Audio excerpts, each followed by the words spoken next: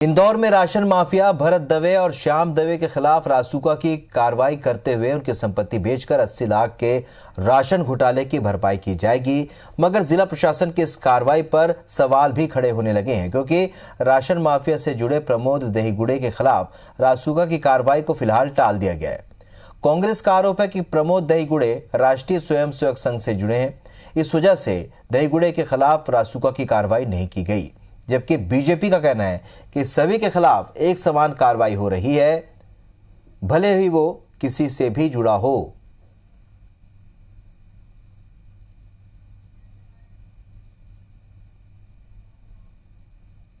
दो मुख्य ration mafia अभी आइडेंटिफाई हुए हैं, भरत दवे और उसके जो रिलेटिव हैं श्याम दवे, और उनके परिवार के बहुत लोग हैं जिन पे एफआईआर हुई है।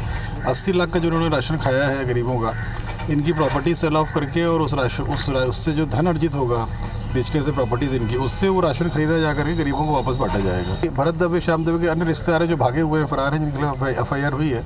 ये पूरा जो मामला हुआ है राशन घोटाला और राशन माफिया का, इसमें जो प्रमोद दहीगुड़े हैं उनको पूर्ण संरक्षण भारतीय जनता पार्टी की जो मंत्री हैं उषा ठाकुर, उनके द्वारा दिया जा रहा है। आरएसएस के एक पदाधिकारी रहे हैं। कांग्रेस किस मुंह से जो है आरोप लगाने का काम करती है?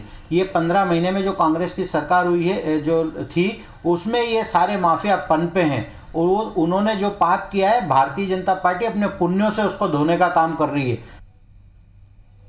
चलिए, तो कार्रवाई तो हो रही, लेकिन कार्रवाई पर अब सवाल भी उठने लगे हैं। राशन माफिया पर सरकार ने कार्रवाई प्रशासन ने की है, लेकिन इस कार्रवाई में भेदभाव के आरोप लग रहे हैं। तो लगातार कांग्रेस आरोप लगा रही है कि इसमें और कार्रवाई होनी है, जिस पर कार्रवाई वास्तव में बनती है उस पर कार्रवाई नहीं हो रही है। ऐसे में तीसरे आरोपी पर रासुका नहीं लगाई गई, जिस पर अब सवाल उठ रहे हैं। राकेश सिंह यादव इस वक्त हमारे साथ, प्रदेश सचिव कांग्रेस से हमारे साथ इस वक्त जुड़ चुके हैं। राकेश जी, किस तरीके के आरोप हैं आप लोगों के? देखिए, जो रासुका की कार्रवाई 3 लोगों पे होना थी, एक जैसे आरोप, एक जैसी धाराएं थी, वो प्रशासन तीनों पे रासुका की कार्रवाई करने वाला था जी, लेकिन वो एक आरएसएस का पदाधिकारी होने के कारण राष्ट्रीय स्वयंसेवक संघ की यूनिफॉर्म में उस व्यक्ति के फोटो हैं और कई कार्यक्रमों में वो आयोजित करता रहा आरएसएस का। तो भोपाल से ये दबाव डाला गया मंत्रियों के द्वारा कि इस पर रासुका नहीं लगी, आप इसमें जांच कीजिए जी। ये एक वजह अभी थोड़े दिन पहले हुई थी, वन विभाग के एक वनपाल को भी इसी तरह दबाव में डाल के उसका ट्रांसफर कर दिया गया और कार्रवाई नहीं की गई। वहां भी एक मंत्री उषा ठाकुर शामिल थी उस पूरे मामले में, यहाँ भी एक मंत्री शामिल है। अब मंत्री के दबाव में मुख्यमंत्री इतने ज्यादा हैं कि वो ये समझ ही नहीं पाते हैं कि लॉ एंड ऑर्डर को कैसे व्यवस्थित करना है। अगर प्रशासन किसी को पकड़ता है और ये सिद्ध है कि वो ये राशन के माफिया आज नहीं सालों से हैं जी, उसके बाद भी उनको बचाया जाता है दबाव डाल के, तो प्रशासन भी वहाँ डरने लग गया है मुख्यमंत्री से और अन्य मंत्रियों से कि वो कार्रवाई करे या ना करे। चलिए, प्रतिक्रिया ले लेते हैं। राकेश जी, आप बने रहिए, प्रतिक्रिया ले लेते हैं। इस वक्त जेपी मूलचंदानी जी बीजेपी से हमारे साथ इस वक्त जुड़ चुके हैं। मूलचंदानी जी, जिस तरीके से आरोप कांग्रेस लगा रही है, क्या कहेंगे आप? क्या ये आरोप सही है? देखिए, क्या कांग्रेस के साथ समस्या ये है कि उनके पास बोलने को अब कोई विषय नहीं रह गया, तो उनको केवल काम के रूप में, जो अगर कोई काम कर रही है सरकार, कोई अच्छा काम कर रही है, जनहित में ये काम कर रही है और कार्रवाइयां हो रही है, तो उनको सिर्फ आरोप लगाना है। मैं कांग्रेसी मित्रों से पूछना चाहता हूं कि उनकी 15 महीने सरकार रही, वो तो कुछ कर नहीं पाए।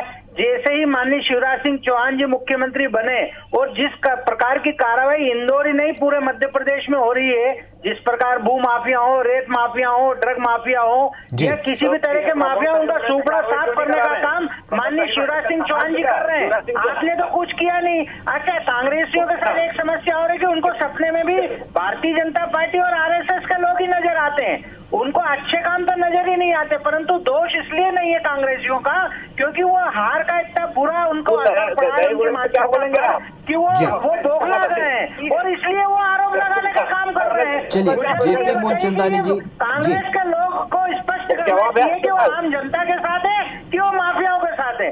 चलिए, राकेश सिंह जी, आप क्या कहेंगे? ये कह रहे हैं कि कमलनाथ के सरकार के दौर में वो कार्रवाई नहीं हुई, अब प्रदेश सरकार जब कार्रवाई करी तो सवाल उठा रहे हैं। सरकार में हो रही है, इनकी सरकार में तो हो ही नहीं।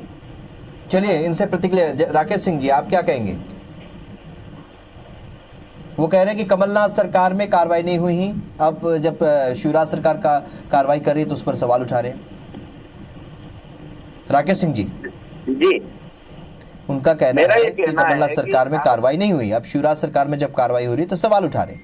नहीं, हम कहाँ बोल रहे हैं, कमलनाथ सरकार में तो जो कार्रवाइयां हुई है वो सबके सामने है। और आज शिवराज सरकार में जो कलेक्टर ने कार्रवाई करी है उस पर मुख्यमंत्री ने खुद दबाव डाल के रोक दिया है कि इस पर रासुका नहीं लगेगी। इसका जवाब दे दे। ये जो प्रवक्ता है भारतीय जनता पार्टी के, वो ये बताते हैं कि प्रमोद इनके पास आदेश की कॉपी है क्या? इनके पास रासुका नहीं लगाने के आदेश मुख्यमंत्री ने किए हैं। ये आपके चैनल पे बैठकर आम जनता को गुमराह करने का झूठ परोसने का काम कर रहे हैं। 2 लोगों की जांच रिपोर्ट आई है, उनके ऊपर कार्रवाई हो गई। तीसरे व्यक्ति की जो जांच है वो आएगी, उसके ऊपर कार्रवाई होगी। परंतु इनको क्या, इनके पास आदेश की प्रति है क्या जो ये सीधा आरोप लगा रहे हैं कि मुख्यमंत्री जी ने रासुका लगाने की कार्रवाई पर रोक लगाई है, झूठ परोसने का काम कर रहे हैं। मुझे लगता है कि कांग्रेसियों का मानसिक संतुलन भी अब बिगड़ा हुआ लगता है। जब से इनकी सरकार रही है। चलिए राकेश सिंह जी, वक्त बहुत कम है। मूलचंद जी आपका भी जुड़ने के लिए बहुत बहुत शुक्रिया। लेकिन कुल मिलाकर माफिया राज पर लगातार कार्रवाई जारी है और जब राशन माफिया पर कार्रवाई हुई तो कांग्रेस ने सवाल उठाए, उन सवालों का जवाब भी बीजेपी को देना होगा, ये भी काफी अहम है।